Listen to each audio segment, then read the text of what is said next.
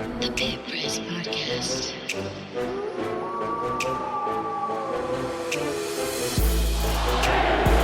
Reinholz launches from downtown. No. Van Horn, no. And that's it. New Mexico wins it.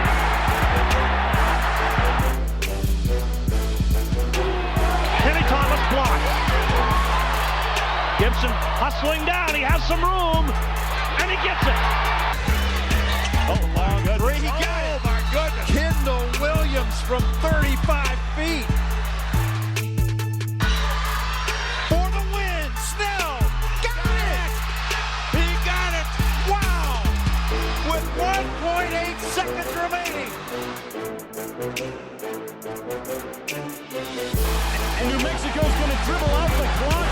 The Lobos three-peat as conference tournament champions. Kendall Williams fires the ball into the air, but New Mexico wins it this afternoon 64-58 over San Diego State, and the Lobos claim the Mountain West Conference's automatic bid into the NCAA tournament. Happy New Year. All right, let's see if that was loud enough. Hey, my name is Ryan Tamori. Welcome back to another episode of the Pit Press Podcast. I'm finally feeling like myself, although I still think I sound a little bit hoarse. Happy New Year to everybody. Unless you're a Detroit Lions fan or a UNM Lobo fan, and we'll get into that. As always, I am joined by a Lobo fan since 1970 and the voice of the Western New Mexico Mustangs, Mr. Ed Nunez. Ed, how are you doing? Ryan, considering what happened last night, and still a little upset about it, but hey, I'm doing okay. No, glad to hear you're here, and I don't know. I'll get your thoughts, and it's very funny as we compiled the list of things to talk about. All three of you guys sent me the same thing, and we were all talking about it the same thing last night, and then we'll get our thoughts. You can follow him at NM Sports Capper on Twitter. If you need to know anything about a UFC fighter or mid-major basketball, Mr. Jacob Neff. Hey, man, how are you? Happy New Year. How's it going, Ryan? Doing well, man. Thanks for having me on. Of course, always. And the MVP of a over 35 men's Filipino league in the Bay Area, two-time offensive state lineman for San Juan Mendoza, St. Pius X Sartans. My friend from the Bay Area, the Bay Don't Play, Mr. Rick Thompson. Ryan, boys, thanks for having me on. Watched the game from Santa Barbara last night and had a 5-hour drive back up the coast today to think about it. So thanks for having me back on. Always a pleasure to have you on. And our next guest, who I'm always happy to have on, all the way from Delaware, the East Coast. Every time I say Delaware, I think about George Washington crossing the river into Jersey. He is the host of Top of the Mountain podcast. You can also follow him on X, or the artist formerly known as Twitter, at Coach Moser. And Tom, I'm sorry, it is pronounced Moser, right? You got it, yeah. Coach Tom Moser, we're happy to have you on. Happy New Year. How are you doing? Thanks, Ryan. Happy New Year. Good to be with all of you guys. Always happy to come on here. This the very first pod that I ever did was you guys have me on last year, and I love talking Mountain West, and obviously love talking Lobo. So a lot to talk about after last night, so I'm glad to be here. Perfect. No, we're happy to have you on as always. And again, I'm going to drive this point home. Check him out. He has good guests. Top of the Mountain podcast. I'm taking a guess you can find that on any platform, right? I know you're on Spotify. Yeah, so you'd be wrong. Your only option at this. Listen, I'm so bad with technology. I'm surprised.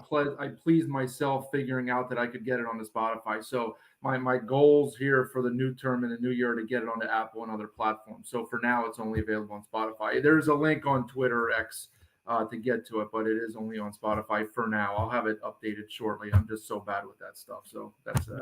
No, it's all good. We're happy to plug you because it could give our listeners something else to listen to than my raspy voice. UNM last night travels up to, I have nothing against Fort Collins, Colorado. I've been there. It's a beautiful campus, but it's too easy for my terrible sense of humor. Fort Collins last night, number 13, Colorado State. They fall 76-68. My opinion, that score is a little bit closer than I think most would probably think. The positive for UNM was JT Toppin and the first UNM freshman to have a double-double in his first Mountain West Conference or league game. Here it is. The rim. It's going to be a second shot fake kind of a night for Colorado State because New Mexico's coming to block. Gent just throwing out dimes all over the court. JT Toppin with the answer. That was a 3 early in the period. I didn't listen. I had the game on mute and then was watching something else on 2 TVs in front of me because I'm a degenerate gambler. But apparently the play-by-play person was calling Jalen House Eddie House the entire time, which is his father. Saw a lot of people complaining about that on Twitter. The biggest takeaway, and then I'll throw it to Neff because I wrote this down first. I don't have the hat in front of me. Make your free throws. They were 1 of 9 UNM in the first half. They finished the game 4 of 11 from the free throw line. That's 7 points. That might be the difference in the game. They were out rebounded. Colorado State out rebounded UNM 38-29. Jacob, that was the first thing you sent me. Out rebounded. Then I'll go to Ed on that. But your thoughts?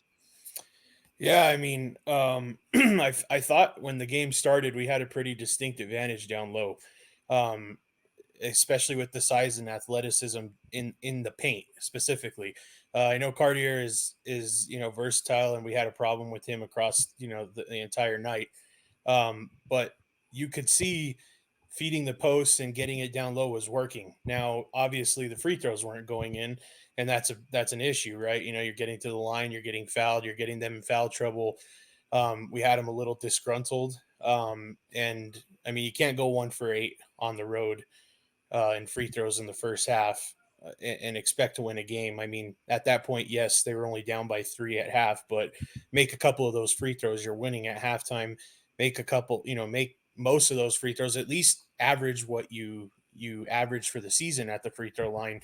And that game's a lot closer, throughout the entirety of the first half and even into the second half. And I don't think they played that well, but then, the first half was decent, I thought, rebounding wise. And then, the second half, it just unfolded. I don't know what they were doing. They came out sluggish. I'm sure we'll get into other things, but you just asked me about the rebounding and free throws, and I think that stuck out to me the most. I think that we had Toppin and Nelly, and we should not be losing, a rebound margin by 10 to a team like that, especially a team that's pretty guard oriented like we are. I think we had the advantage there, and we didn't take advantage of that throughout the game. One of the last things before I get to Rick and Ed on that, and then I want to get Tom's thoughts on just Colorado State in general, because they look so I don't know if it was you, Tom, or somebody else had made a comment that was like, man, they look every bit of like a dark horse in what San Diego State did last year and go deep in the tournament. But you said lack of bench contribution there last night, Jacob. Your thoughts on that? Yeah, I mean, there's no consistent bench from this team. I think we're starting to see that, and that's becoming an issue. Amzil doesn't contribute. I mean, going from starter to now a bench role, he's still struggling. He still looks out of place. He still looks frustrated. He still looks out of place on the defensive end. I think he chucks up shots that he doesn't need to chuck up just so he could get a couple of his. I think that was honestly the problem with a lot of the players last night. I mean, this was the first time we got to see Dent, Mashburn, and House on the floor pretty much for the entire game. They've only played 37 minutes until last night altogether. And it seemed like that kind of affected them because they're like, it seemed like it was, I want my shot. I want my shot. I want my shot. And they weren't running a fluid offense. But the lack of bench contribution is huge. I mean, where's the scoring coming from when we have to put somebody in? For a while it was True. Then it was, now Baker's went to the bench and he's still not finding his way into the offense. I think he should be leading that second unit in points. He has the most experience. I think he could take it to the rack. I think he's our best shooter. And I just don't see it. I don't see any bench contribution and consistent bench contribution from this team on a night-to-night basis where that when you go to your second unit, you can rely on this person to get you those points. It's just sporadic. And I feel like that's going to be a problem if we can't figure that out, quickly. And just a side note for you and I, Miami just had an and one and they're on almost 10. Perfect. All right. Rick, to you, and then I'll get to Ed. You both mentioned this. Rick, you mentioned Masberg's struggles and adjusting to his new role. He's been coming off the bench, or he's been on the bench. He's been injured with dealing with a thumb and a leg. That was what you just pinpointed. One of the things that I've said on this podcast previously. I'm not an X's and O's guys, but I was very concerned about the chemistry with this team when everybody was available. What did you see last night that you didn't like? Well, funny enough, I'm just realizing that Tom put together a 5-post tweet last night about Mashburn and the struggles, and he actually replied to one of my tweets where what I asked was, is Mashburn willing to fit into a new role, with Dent's rising leadership and less shots to go around. And I think Tom and I both agreed last night on Twitter that he has not bought into that new role. And I think it comes down to coaching and telling everyone what their role on the team is. So I think a little bit of it falls back on Pitino and not on the players. Think of Steve Kerr and the Warriors when they were loaded with talent. What they always said is everyone knew the role on their team, right? If you know what your shot's going to be, then it comes a little easier. And Mash right now, I think it's going to take a while. He's shooting about 35% from the field, was forcing a little bit last night, like Jacob was mentioning, but I still think, he can be useful, but it's just going to have to look a little bit different if he's going to be efficient in this offense. Too much dribbling and pull-up jumpers is not how this team is successful. And, I think it's just going to take a few games to hammer it out. But, I don't know what we do about that bench piece, as Jacob was hitting on. Washington, I think, got less than 10 minutes last night, and Amzil got the most minutes off the bench, which is head scratching because he has not produced over Mushila or Washington. And at one hand, they even threw in Apple hands for a few minutes to see if he could make a three. So I think it's a work in progress. It's not the end of the world. But I think Mash is going to have to change where he picks his places. And that comes down, I think, to him with the experience and the coaches. Ed, I'm going to go to you because you had said the same things, but you had mentioned scoreless for some periods, and I thought I saw that pretty significantly in the second half. And then the inconsistency with Mash. Just your thoughts on that. Well, my son mentioned that they were scoreless for a while. House and Mashburn scored, and they didn't score for a while. And those are the only two that scored. Couple of things, though. And, Tom, you alluded to this last night in a couple of tweets that you made. Look at it. John Fanta said this, too. I read some tweets. This is two ships passing through the night as far as the way this game was played. In the way, offensively, CSU spread the floor balance, cuts off the ball. They were precision in the second half. Well, at the other end, you don't get a lot of ball reversals. The ball's stopping with Mash. He's taking some shots that, frankly speaking, some of them were ill-advised. House came in. He hit a couple threes. The fourth foul drove me crazy. He hits a three, a nice shot. He starts talking crap, and then he gets a fourth foul. He's got to have more emotional intelligence than that. That hurt New Mexico. He's got to be out there on the floor. So, if you look at the first half, Tom, you alluded to this too. CSU's pick and roll coverage in the first half wasn't good. You said they needed to tighten that up. Dant did find top and down low for a couple of easy ones. Beautiful passes right there. All he had to do was catch and shoot. Second half, Tom, they did adjust. Their pick and roll coverage was better. You did mention that. Dant himself, one of the things my son said, he made a good point here. He's got to start knocking down some three-point shots. He's 6 of 17 the last 3 games. He hasn't hit threes, and he's lost confidence in his shot. If you looked at it, he attacks with reckless abandon going to the paint. He had 2 shots blocked last night. And that normally doesn't happen. You mentioned off the bench, Amzil. They're trying to guard Cartier with Amzil inside. We mentioned this earlier, Ryan. He's not a physical guy. I watched him. He doesn't like the contact. So you're asking him to guard a guy in the post. You saw how that went. Didn't go well. So Mushila, not too many minutes for him. And they did ask Coach Pitino, was Sebastian Forsling available? He said he was. He didn't play. That tells you all you need to know about a guy who's 7 feet and isn't in a game where you need size. That tells you all you need to know. Because if he was could play, you're going to put that guy in there. You need size. So I think you mentioned the free throws, and my son mentioned too. Nelly and Toppin combined 1 of 7 from the charity stripe. Now, Tom, you know this as well as any coach. When you start looking at film, you say, hey, man, foul these dudes. They're going to make it anyway. Go ahead. At the end of the game, if he goes the ball in him, just foul him. He's going to go 1 or 2. He might miss 2. We'll take that. So they've got to start knocking those free throws down. That's the bottom line. But if I look at the way they lost, and again, I know it's one game. I'm still on their board. I'm a Lobo guy. It's concerning to me because of the things that I mentioned. So Colorado State and Eric Moulton broke it down beautifully on our podcast the other night about the way Colorado State played. You've got a superstar in Stevens who's a willing passer. The other guy, the other guys on our team, or New Mexico's team, are good. They can make shots. They're not the playmakers and distributors that Stevens is. Stevens is amazing, but he'll share the ball. There are two different styles of play. And Colorado State, you saw it last night, really took apart New Mexico in the second half. They really did. And Ryan, you mentioned that final score, a little bit misleading. I agree with you. The final score was a little bit misleading. Halftime down 3, I was like, man, this is going to be a heavyweight fight. Isaiah Stevens is a lot of fun to watch, and this is another reason why I'm glad we had Tom on, Coach Moser on, was because this Colorado State team to me is very good. I think they are probably going to be the regular season champs. I will never count San Diego State out at the end of February, early March. It's like stupid cliche. January, February, Izzo. In this conference, it's January, February. San Diego State, Jeff Fisher, now Brian Dutcher. Tom, and I apologize, I just had to mute you there while you weren't talking because of the sound. But just your thoughts on this Colorado State team. How good are they, and where is the ceiling for this team? And who sticks out to you besides Isaiah Stevens? Well, the first thing I'll say is this. They have very good players. Clifford, we haven't mentioned Clifford yet. He's a transfer from Colorado, so he's a Pac-12 recruit.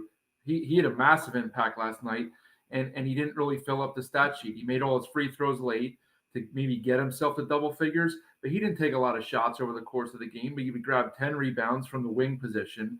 Cartier and Joel Scott, 2 of their starters, are Division II players. So those guys spent their entire college careers. Cartier did come over last year, but Scott this year in the Division II ranks. So if you're looking at the pure talent on the roster, like forget individually, if you're at the playground and you're picking sides, you're probably picking 5 of the first 7 guys are probably Lobos that you're going to take if you match those 2 teams up, okay, individually.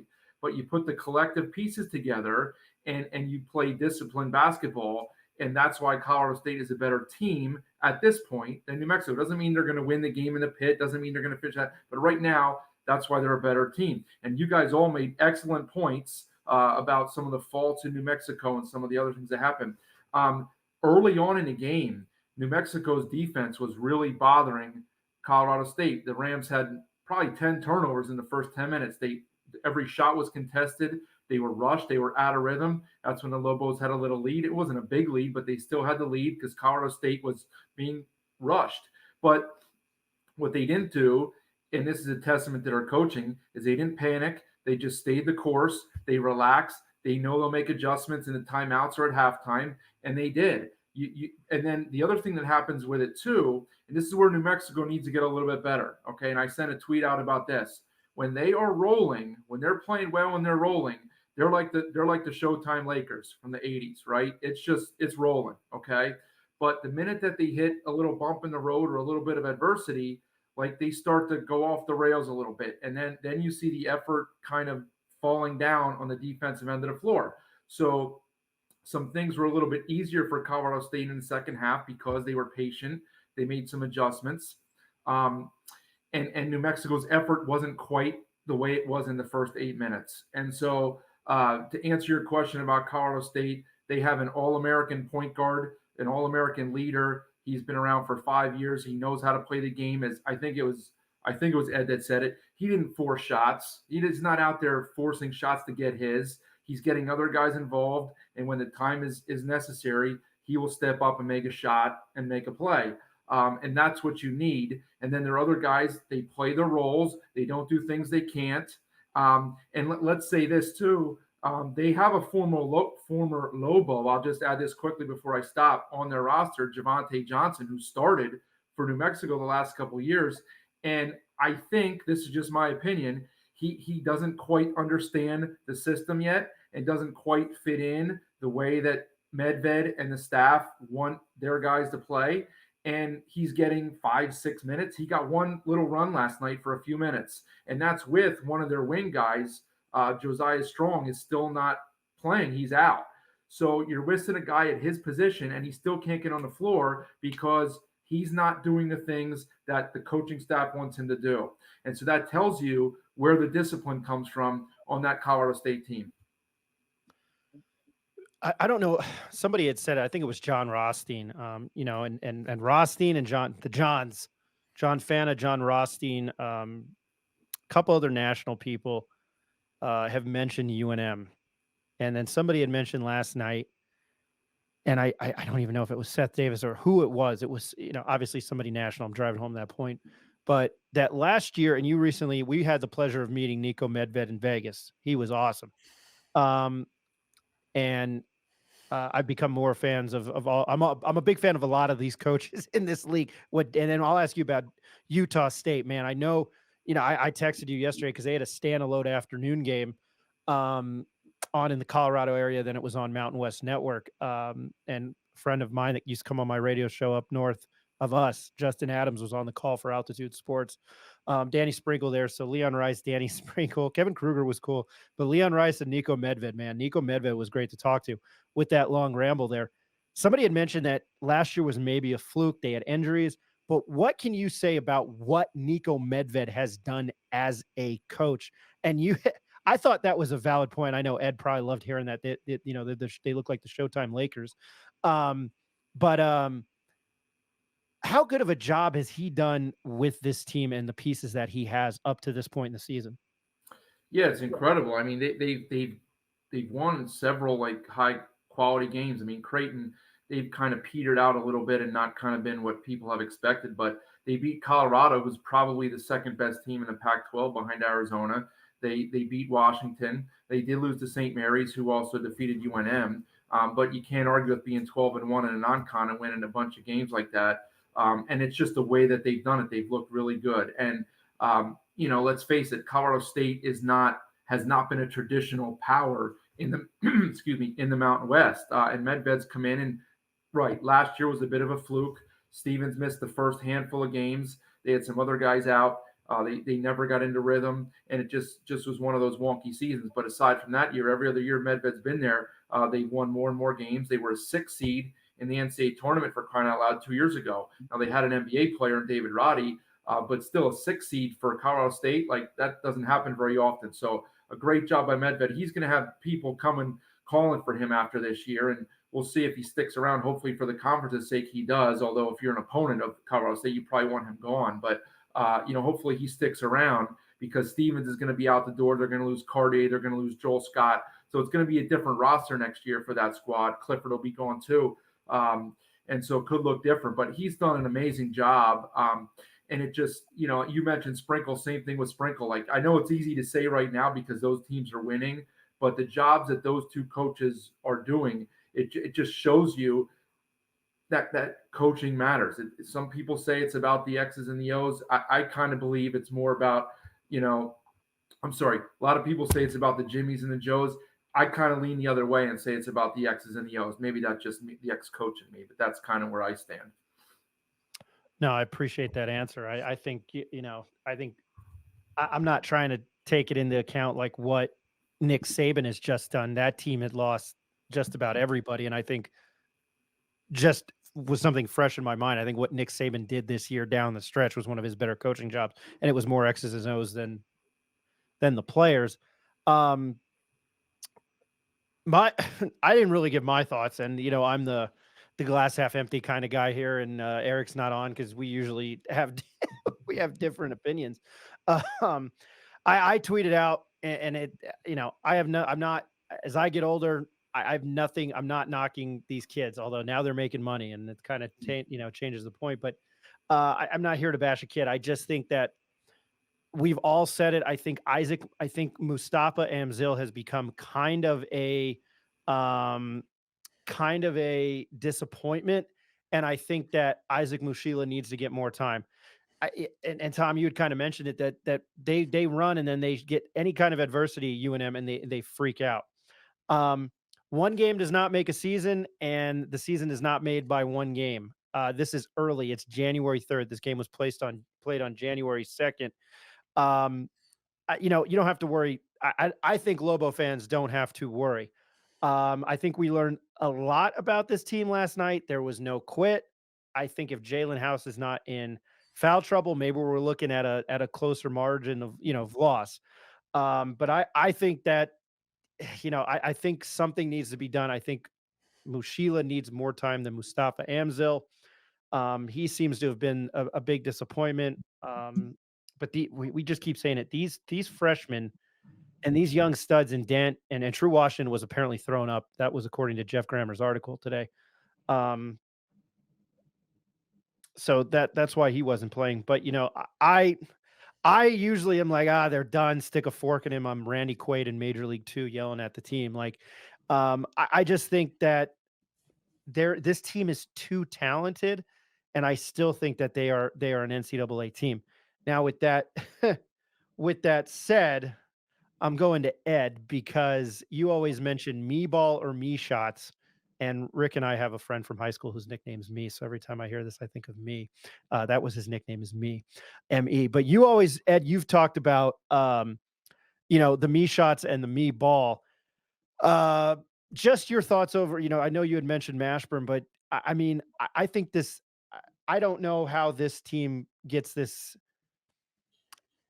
how they get that funk out of their system. I know we kind of touched on it earlier, but I'm just looking at your notes, and then you had mentioned, they were trying to play hero ball in the second half, and you weren't the only person who said that to me. I think, the way they get it out of their system is Saturday against Wyoming here in the pit. It's a home game. And Coach Tom, that. It's got to be a short memory. Got to forget that. When you watch the film, you break down what went right, what went wrong over and over. You go practice it, and you go through your progressions in practice. So it was, but I think the thing that concerned me, there's a lot of Lobo fans saying, where everyone's jumping off the cliff, this and that. It only concerned me with the way they lost, because that's a very good Colorado State team, a very good team. Now, New Mexico defensively, without Washington, and I think, Jacob, you mentioned this, they need that spark off the bench. He's provided that. He's come off the bench, and you can count on a spark. He wasn't there last night because he wasn't feeling well. Mushila didn't get as many minutes as I thought he would. Amzil, I hate to say it, you mentioned that. We expected a lot. He hit the shot against Kansas to win. It's not like he came in here without any credentials or couldn't shoot. Average 9.5. We saw him catch and shoot guy. He hasn't provided that. So I think the bench, and Jacob made a good point about that. We're looking for a spark. It wasn't there last night. They've got to figure it out. They've got to figure it out quick. They've got another important conference game Saturday here at the pit. So, the next game, that's how you get the funk out. How do we improve? Again, it's here at the pit. So I expect their defensive effort and the things they're going to work on between now and then to be much better. It's a different team they're playing, though. Tom, you made a good point. That Colorado State team I was very impressed. And Medved, coach, we'd like him to stay around too, man. But if he has a really good season with this team, I hate to see that guy's gone. We know that he's gone. I'd see him stay too. But if someone comes and throws big money at him like they probably will, he's not going to be around. But I'm impressed with the way he's built that team. That's a very good team. The one positive I think that we can still say is Donovan Dent. Ed, you had mentioned it. He had some good passes. Didn't have the best second half. Rick, I'm just going to go back to you on his play. He had 10 points. He had 9 assists. I mean, that's a pretty good stat line, but does he need to do more in these conference games, especially with like the Boise's and the Nevadas and of course the San Diego States of the world coming up? No, I think he had a good game. He really is the catalyst to this team and makes everything else work on offense, whether it's getting to the rim or taking his mid-range pull-up or just starting the offense with the high-low between the two big men we got. And I'm going to have to kind of push back on what Ed was saying, and I guess Eric was saying about Isaiah Stevens being a much better playmaker than Dent. I don't see that at all. I see Dent being able to make the same type of plays. He averages 6.5 assists a game. He might not be the scorer yet, but I see that his jump shot has improved. It has been bad the last few games, but I still think he is one of the better point guards in the country, not just in the conference. When you see the plays he can finish at and the speed he has, I think what's going to, be getting them out of the funk this week is ball movement. Look at Colorado. It wasn't Isaiah. I know Isaiah Stevens had a nice game and how many ever assists, but the ball moved between the other players. And that happened for the Lobos the first 10 minutes, and that's why we were up. The ball was moving. We got open shots down low and from three. After that, the ball stopped moving. It wasn't Dent's fault that the ball stopped moving. The ball was sticking. Baker sticks with it. Mash pounds the ball a few times. Even Toppin was taking a few uncharacteristic shots. So it wasn't just Dent's doing. I think everyone got a little stressed and was forcing shots. And as a competitor, that's what you do. When you feel your team kind of dragging, sometimes you force up some uncharacteristic shots that you wouldn't. And, Dent had a few of those, but I think, moving forward, he should still be the guy driving the offense, and it's up to the other guys to fit in their roles now. Yeah, real quick, Eric, Ryan, I just want to say, Rick, I didn't say Dent was, I didn't say that. I said Isaiah Stevens is a good ball distributor to his team, but I didn't say anything about Donovan Dent. I totally agree with what you're saying. That guy's still the guy that drives the Lobo ship for sure. He's only a sophomore, and again, the passes he had in the first half were great scoring passes underneath the top. And so even if he had a bad game, that's still the guy.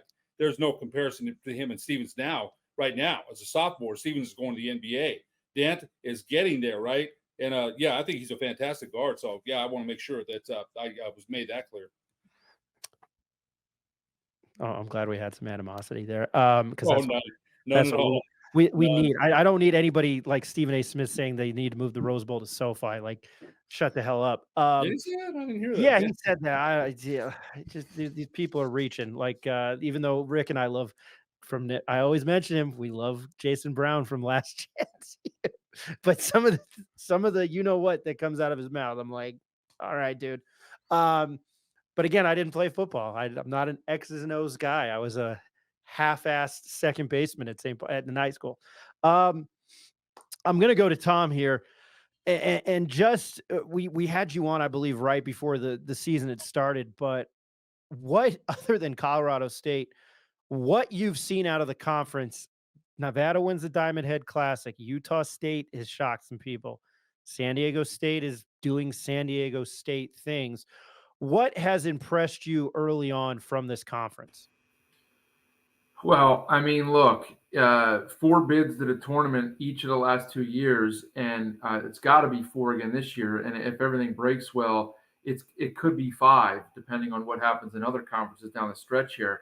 The thing is, what's impressed me is that the top teams have avoided bad losses. Okay, look at the losses that those 5 teams have had. Utah State, if you want to nitpick, their loss was at Bradley, who's mediocre, and Nevada's was against Drake in a neutral. But those are probably quad 2 losses. I don't know exactly, but I'm guessing they're quad 2 losses. San Diego State's losses are at BYU and at Grand Canyon. Those are for sure quad 1 losses. And then New Mexico's loss, along with Colorado State's, were against St. Mary's, who might not be having the typical St. Mary's year, but it's still a good loss. So you're taking care of business. I know the schedules for New Mexico and Utah State were not elite, but as I've said on my pod, you still have to go win the games. You have to win the games. Winning games in college is not easy, especially when you're playing neutral or on the road. It's not easy to win 95% of your games to go 12-1. So these teams deserve a huge amount of credit for getting that done and finding ways to win. And now it's just going to be a matter of really who can steal a game on the road. Like Colorado State did what they had to do last night. They won. They held serve at home. New Mexico, would they have liked to have that one back? Sure. Is it disappointing to not have House on the floor for more than 17, 18 minutes? Of course. But they were on the road. The way you got to look at it is those are like, I hate to say it, but those are like freebies. You can't lose the home games. So when the Aztecs come to the Pit a week from Saturday, you got to have that game if you're New Mexico. None of these top 4 teams, and really it's 5 because I have to include Utah State in there. Like they're going to play Saturday night at home against Colorado State, and people are going to be surprised. Like, they might be favored in that game. Like, they're a good team. Now, they haven't played anybody. I know they have a new roster, no returners, but they are well coached. They do everything well, and it's very difficult to play in the Spectrum. So you're really looking at, and I mean, we're discounting Boise State here because they've started slow, but this conference is just, it's incredible. The talent, the coaching, the home court advantages, the rosters, what we've seen so far. It's an incredible product right now. What would you say, and I think I know the answer to this, what would you say is the most shocking thing that you've seen out of the conference thus far, early in the season or halfway through the season? Well, I think it's a 1 and 1A that the poor starts for Boise State and UNLV. I mean, UNLV has losses at home to Southern, neutral to Loyola Marymount in Vegas, and then against Richmond, and they beat Creighton, and they should have beat St. Mary's, lost in double overtime. It's just a Jekyll and Hyde thing with them, depending on when they show up, and they're just not the most disciplined squad. I don't know how much longer that's Kevin Kruger's job if this type of stuff keeps up. As for Boise State, like, shows you what I know. I may follow it, but my preseason pick to win the conference was Boise State, and they haven't played a conference game yet. But they didn't really get it done in a non-conference. They scheduled very hard. They didn't win any of the games, really. Their best wins are over St. Mary's and San Francisco, who are good West Coast Conference teams. But they really kind of gave some away that would have helped them be in a much better position. And it's more about how they've looked. Like, I'm not impressed with how they looked. And I had this discussion on one of my pods with a guest where teams like New Mexico and Utah State hadn't played elite competition, but they looked very good in the non-con. Like, you can see how a team plays out there. Whereas Boise, they played good competition, but they didn't really look good. So there's a difference. And I don't know that you can just turn that switch on and start playing better just because your competition lessens up. And New Mexico didn't play great last night, but some of that is due to the opponent. And I'll be worried if they don't show up and put a good effort out in the pit on Saturday against Wyoming. No, I appreciate that answer. I'm going to go throw it to Jacob now. Jake, Wyoming comes in. We're just going to touch on it briefly. Wyoming comes in on Saturday. What do you know about Wyoming? Jeff Linder seems to be, I don't know everything last year from Graham Ike, Maldonado. They don't seem like the Wyoming that of 2 years ago. They're definitely not. I mean, they've struggled to start for sure this year. They're not as cohesive as a unit as they've been in the past. I think they've had a lot of transfers in and out, which, sometimes that works and sometimes it doesn't, right? And in this case, it's not working, at least from what I've seen. I've watched them a couple times this year. They take a lot of threes still. They've slowed it down a little bit. They're not, I mean, they can make their threes, but they take a lot of them and they miss a lot of them. Right. And I think with the Lobos, it's going to be about getting out, running them up and down the court. Right. Making sure they rebound. We know that there's going to be a lot of missed threes in those games. They're going to have to get rebounds. Right. And that's going to be a main thing with them in this game is they're going to have to defend the three, and they're going to have to rebound. And if they rebound and defend the three and they run their game and run their style up and down on them, once the Lobos get the lead, I think they'll start to get, a little frustrated with the way that things are going. And then the threes are going to continue to come, right? And then sometimes you're going to start forcing them at that point. And kind of in reminiscence to what was going on last night, if you think about it, right? Like Tom was saying, they stayed the course of the game. The Lobos started to freak out, I think. And then it turned into, like Ed was saying, me ball, and there wasn't an offense rolling, and the ship started to steer a different way, right?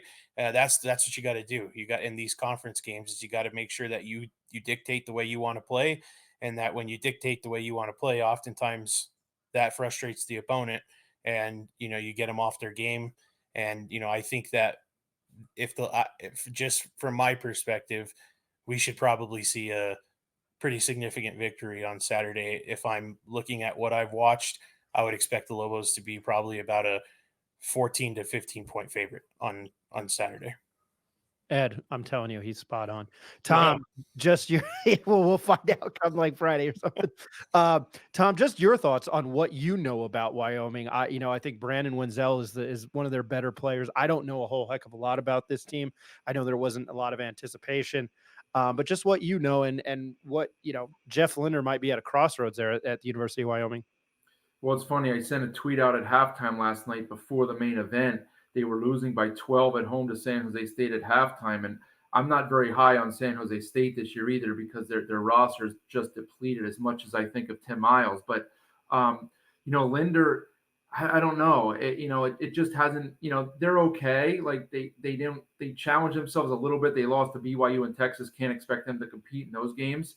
But they lost some stinkers that they really shouldn't have lost. Now they did have the NAIA Player of the Year last year. Mason Walters is his name. He's about a 6'8", 6'9" forward, and he was injured for most of the non-con. He came back for the last 2 or 3 games.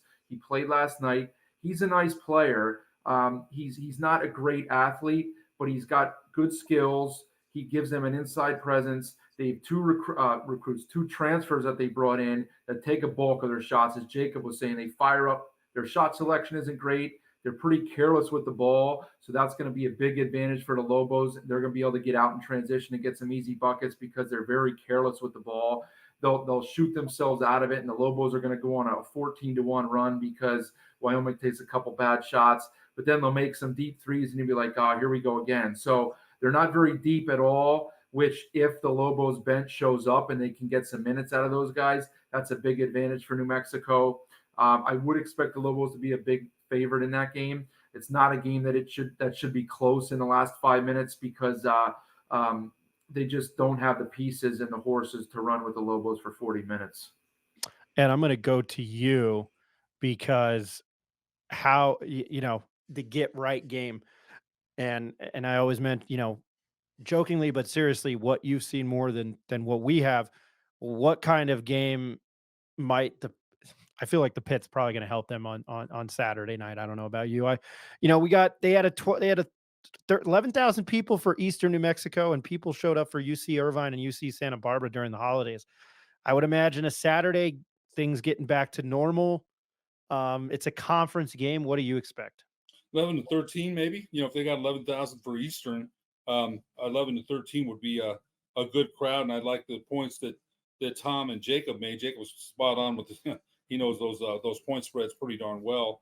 But I think if it's the kind of game that Tom's describing, it is a get right game because again, you haven't seen Washington, Dent, Mash, and House play together, so maybe they'll get some more time together and more chemistry. That's important. That's one of the things that Jeff Grammer wrote. Chemistry. Colorado State just out executed, and they played as a team.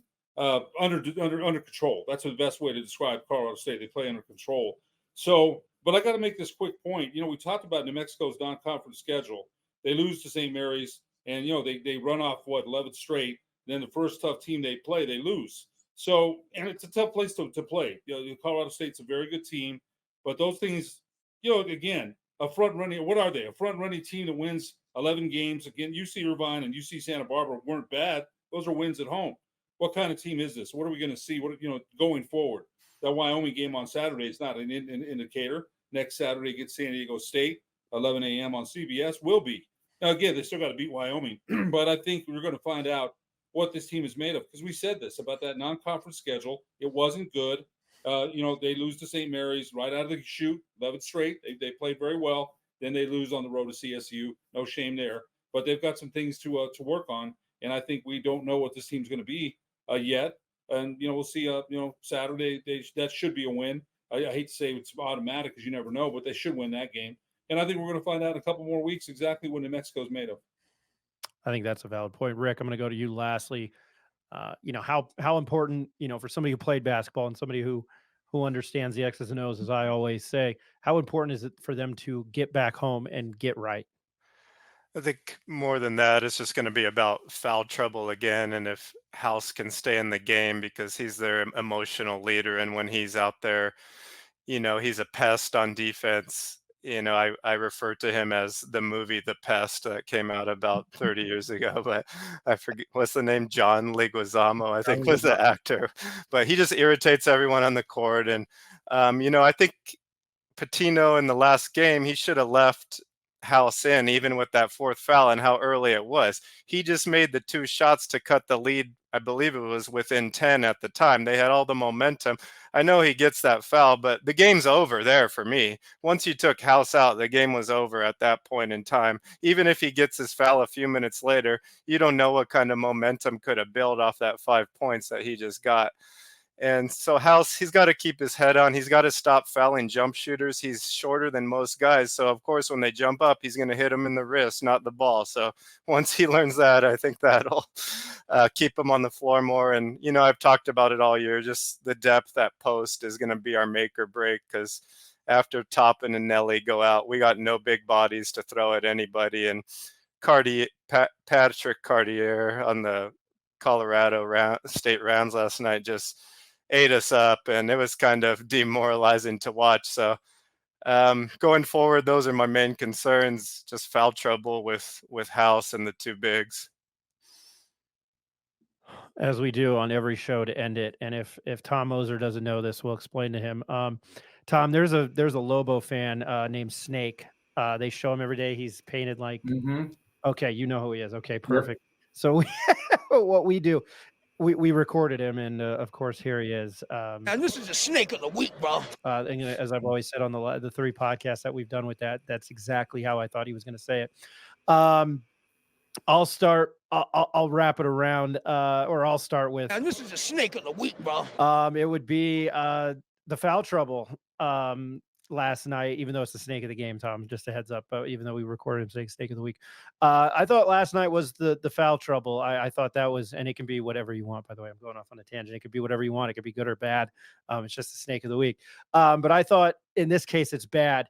And my snake of the game was the foul trouble. I could probably throw the free throw shooting in there, but just the foul trouble early, and missing House. If Adam Deal of Primo Sports is listening, I once told him, I was like, I don't know if this team's better without House, or if this team is better off without House. I'm really wrong, because he's the 1996 or 1997 John Leguizamo movie, The Pest. That's what he is. His presence on the field, on the court, is just, I don't know. I think it's bar none. But Ed, I'm going to throw it to you. What was your snake of the game? And this is a snake of the week, bro. That will never get old. Yours was the foul shooting? Yeah, just getting foul trouble. Yeah, mine was the rebounding. I think Colorado State out rebounded New Mexico 38-29.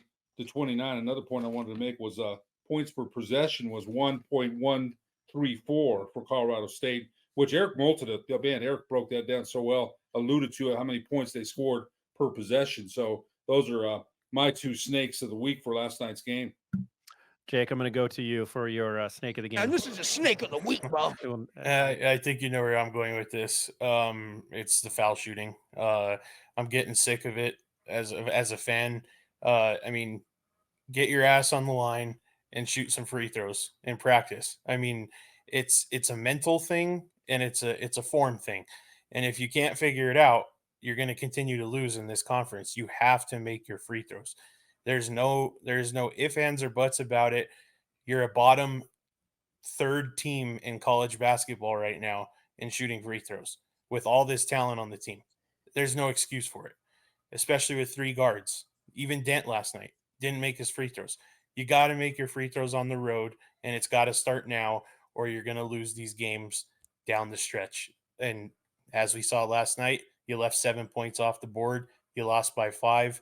Not saying that that's always going to come back and be like, oh, look, you only should have lost by 1. But that makes a difference in the game, puts a little more pressure on the team, because they know they can't foul you, they can't be as aggressive, and it changes the course of the game. So mine would be the free throw shooting. Rick, I'm going to you. And this is a snake of the week, bro. Mine is actually something positive. I liked how JT Toppin still slithered in there, got 11 boards, 17 rebounds. He's getting some national attention also on ESPN. Earlier this week, they did a college basketball fantasy draft, if they could have picks like that. And JT Toppin was selected by as one of the players out of the whole country. So he's stuffing the stat sheet and just really one of the best freshmen in the country. So hats off to him.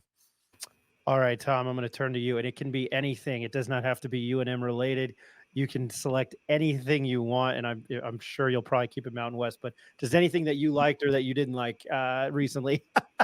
Well, I'll stick with last night's game and something that I kind of mentioned earlier. I just think that New Mexico has to become a little more mentally tough, and that ties in with what I said when I mentioned, like, when things are going great, it's easy to just keep rolling and keep high-fiving and jumping around and playing with energy. But when the shots aren't falling, or a call or two goes against you, or the other team makes 4 threes in a row and all of a sudden the crowd's going nuts against you, are you going to be able to suck it up and move on and make the next play? That's what a coach always says, next play. You just missed your last 5 shots. Who cares, right? The next one is the one that counts, right? You don't start off the second half down 10, or you don't start the game off down 10 because the other team's better than you, right? It's 0-0. The next possession is a fresh possession. The next 5 minutes is a fresh 5 minutes. You got to be mentally tougher when things don't go your way. And until the Lobos start to develop a little bit of that, they're going to lose more of these close, tight games than they're going to win, and that's unfortunate. That's a very, very, very good point. I like that. That made a lot of sense. Yeah, we talked about panicking. I like that answer, and that's why I'm glad we've connected with you and you come on the podcast. UNM hosts Wyoming on Saturday. Tip-off is at 8 p.m. I believe it's on, obviously you can hear it on Lobo Radio Network. Rob Portnoy and Hunter Green on the call. And I'm trying to figure out, as I always say, I'm not doing my due diligence. The game's on CBS Sports or Fox Sports 1. And before I find that out, definitely want to mention what I haven't on this podcast. Check us out on YouTube. We've got a YouTube channel. Follow us on Instagram, X. We do have a Facebook page. Eric's more involved in the Facebook stuff than I am. But, give us, I can't believe I'm saying this for the first time in my life. Hey, hit subscribe, give us a like. We appreciate it. Our YouTube channel has become a lot bigger. And what we've done here has become a lot more prominent than I would have ever thought. I'm a negative Nancy.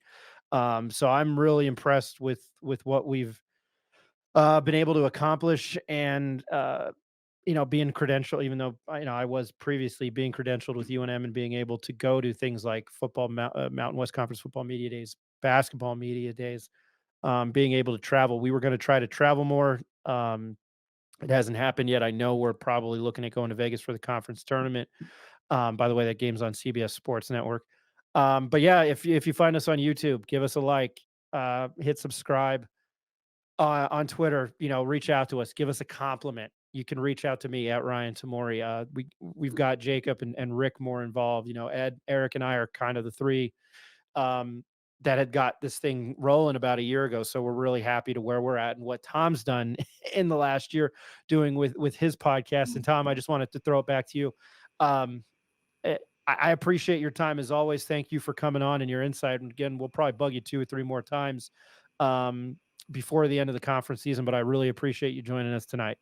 Yeah, no problem. Always happy to talk Mountain West, as you mentioned. You can, as Ryan said at the top here, check out my podcast. Find me on Twitter at Coach Moser. That's Coach Mosser. There is a link on there to find my pod on Spotify, Top of the Mountain West. If you're ever interested in hearing some thoughts on teams other than New Mexico, go check that one out, and put some stuff on Twitter. In about 5 minutes, we'll go check out the San Diego State-Fresno State game. Yeah, no, that's right. That starts in 5 minutes. I'll let you get going. But yeah, please, I'm sorry I didn't mention that again. I'm glad I gave it to you no pun intended, the ball's in your court. But yeah, on Twitter at Coach Moser, and then Top of the Mountain, Coach Tom Moser. To Mr. Ed Nunez, a Lobo fan since 1970, and the voice of the Western New Mexico Mustangs, Mr. Ed Nunez. Thanks for joining. Great time. Thanks, fellas. Great discussion, as always. And follow him at NM Sports Capper on Twitter. He knows his stuff. Jacob Neff, hey, man, thanks for joining. Thanks, Ryan. Appreciate it. And you can follow him on Twitter at rthompson1050, which is a picture of the now defunct G League team, the New Mexico Slam. Oh, no, it was just The New Mexico Slam. I don't even think they were a G League team, but it's a great logo. Thank you guys for having me back on. Everybody, follow Tom. He really knows his stuff about the conference. One of the best follows for basketball knowledge. And check out Jacob too. These guys all know their stuff, and I'm just out here more for entertainment relief. Well, I try too, and I don't know. I don't know how I do that. My job is to piss off UNM and try to be as funny as I can. And I think I'm pretty good at being even though I don't really want to be. I think I'm a pretty good. He's not going to listen. Being a pretty good thorn in Frank Mercogliano's side there, huh, Ed? All right, hey, happy New Year to everybody. We appreciate everybody that listens, and we'll definitely get you a preview. We do have former UNM guard Doris Gary lined up. We should have that episode out Friday afternoon, Friday evening. We're looking forward to talking to him. I had the pleasure, our friend Mike Mottes that I always drop, that was a manager during the Alfred tenure. Had a privilege of covering him when I was at the Del Lobo, and I had a little bit of a relationship with him. But it's no offense to him, Terrence Mathis, and Dontrell Moore. My favorite guy still to talk to is Daniel Ferris, who we haven't had on this podcast. But hey, Happy New Year. Again, UNM hosts Wyoming, 8 p.m. Saturday. Catch it on Lobo Radio Network and CBS Sports Network. Everybody have a good rest of the week.